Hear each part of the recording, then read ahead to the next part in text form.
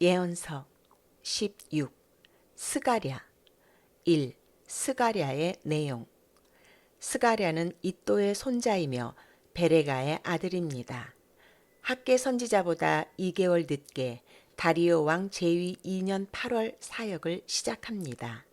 하나님께서는 스가랴를 통해 유다 백성들에게 하나님께 돌아오라고 말씀하십니다. 유다 백성들이 몸은 예루살렘으로 돌아왔지만 마음은 아직 하나님께로 돌아오지 않았기 때문입니다. 그래서 하나님을 떠났던 조상들을 본받지 말라고 말씀하십니다. 조상들은 그들의 죄, 즉 하나님의 말씀을 떠났기 때문에 아스루와 바벨론에게 망했습니다.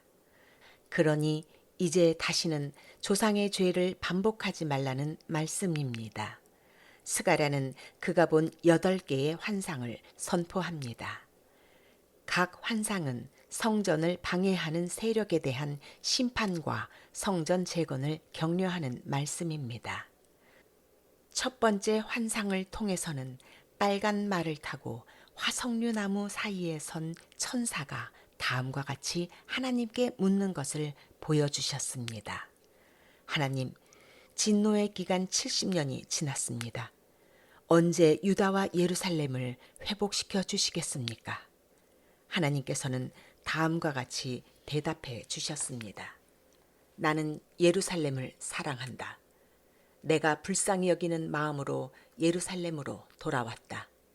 내가 내 집 성전을 세우겠다. 두 번째 환상을 통해서는 유다를 흩었던 네 뿔과 그 뿔들을 파괴할 4명의 대장장이를 보여주셨습니다. 세 번째 환상을 통해서는 성전을 건축할 측량줄을 든 사람을 보여주셨습니다. 측량한 대로 성전을 지으면 하나님께서 그들을 지키시는 불성곽이 되어주실 것입니다.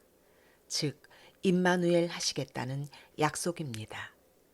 네 번째 환상을 통해서는 불에 그을린 누추한 옷을 입고 있는 여호수아 예수아의 옷을 벗기고 아름다운 옷을 입히고 정결한 관을 머리에 씌우시는 것을 보여주십니다.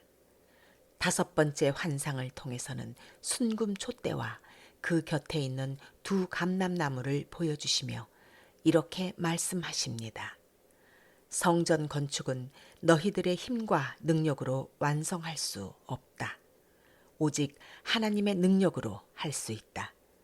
성전 건축을 방해하는 큰 산과 같은 장애물을 내가 무너뜨려서 평지처럼 만들어 줄 것이다. 스가랴서 4장 1절부터 10절. 여섯 번째 환상과 일곱 번째 환상은 각각 날아가는 두루마리와 쌀통 속에 넣어져 천사들에 의하여 바벨론으로 옮겨지는 사악한 여인을 보여주셨습니다. 여덟 번째 환상을 통해서는 4가지 다른 색 말들이 끌고 나오는 4대의 마차를 보여주셨습니다. 이 환상들을 보여주신 후에 하나님께서는 다음과 같이 말씀하셨습니다. 내가 예루살렘으로 돌아와서 그들과 함께 거주할 것이다. 그들은 내 백성이 되고 나는 그들의 하나님이 될 것이다.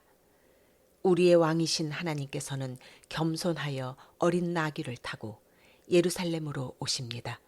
이 말씀에서 예언된 그대로 예수님께서는 어린 나귀를 타고 예루살렘에 입성하셨습니다. 그분은 예루살렘을 구원하시며 죄와 더러움을 씻어주시는 셈이 되실 것입니다. 그날에는 하나님께서 이방 나라들을 동원하셔서 예루살렘을 징계하셨지만 남은 백성들은 끊어지지 아니하도록 보호하십니다. 그뿐만 아니라 그 이방 나라들은 하나님의 심판을 받게 될 것입니다. 과연 하나님은 온 천하의 왕이십니다. 다시 에스라로 돌아옵니다.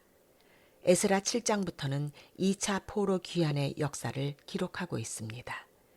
1차 포로 귀환의 중심에 수룹바벨과 예수아가 있었다면 2차 포로 귀환의 중심에는 에스라가 있습니다.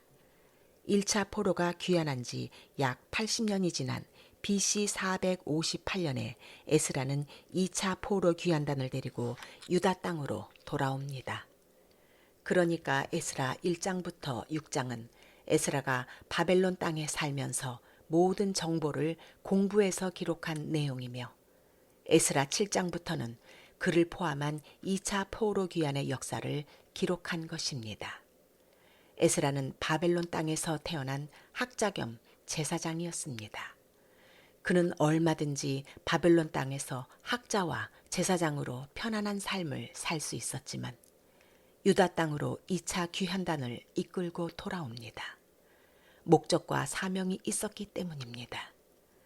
에스라가 여호와의 율법을 연구하여 준행하며 율례와 규례를 이스라엘에게 가르치기로 결심하였었더라. 에스라 7장 10절 말씀. 그는 하나님의 말씀을 연구하고 연구한 그 말씀을 자신의 삶에서 준행할 뿐만 아니라 그의 백성들에게도 가르치겠다고 결심하였습니다. 이것이 에스라의 사명이었던 것입니다. 에스라의 로망은 다윗이었습니다. 말씀의 사람, 언약의 사람, 성전의 사람이었던 다윗이 그의 로망이었습니다. 그래서 유다 땅으로 돌아가서 그 백성들에게 말씀을 가르치기로 작정한 것입니다. 그런데 그 일은 혼자 할 수 없습니다. 말씀을 가르치는 사명을 받았던 레위인들과 동역하기를 원했습니다. 그래서 2차 포로 귀환단 중에서 레위인들을 찾아보았으나 단 한 명도 찾을 수 없었습니다. 에스라는 레위인들을 찾아 나섰습니다. 끝까지 추적하고 찾아내어 포로 귀환단에 포함시킨 레위인들의 숫자는 39명이었고 레위인들을 섬겼던 느디딤 사람 220명을 찾아내어 함께 귀환합니다. 그리하여 약 1775명이 귀환하였습니다. 에스라는 돌아와서 열심히 하나님의 말씀을 가르쳤습니다. 1차 포로 귀환단은 열심히 성전을 건축했고 2차로 돌아온 에스라는 열심히 성경 공부 부흥 운동을 일으켰습니다. 그러면서 또 한편으로는 저들의 정체성에 관한 교육도 병행했습니다. 역대상하라는 역사서를 통해서 우리는 누구인가라는 질문에 대한 대답, 즉 뿌리찾기 공부를 시켰던 것입니다. 그래서 역대상은 아담부터 시작됩니다. 우리는 창조주 하나님의 거룩한 백성들이다라는 정체성을 역사를 통해서 알려주었습니다. 성경 공부 부흥 운동을 일으키며 역사를 통해서 저들의 정체성을 교육하면서도 또 한편으로는 사회 개혁 운동도 병행했습니다. 그러던 중에 어떤 방백들이 에스라를 찾아와서 제보합니다. 백성들의 리더인 제사장들과 레위인들 뿐만 아니라 일반 백성들도 이방 여인들과 결혼하여 저들이 섬기는 우상을 섬기는 일이 있다는 내용이었습니다.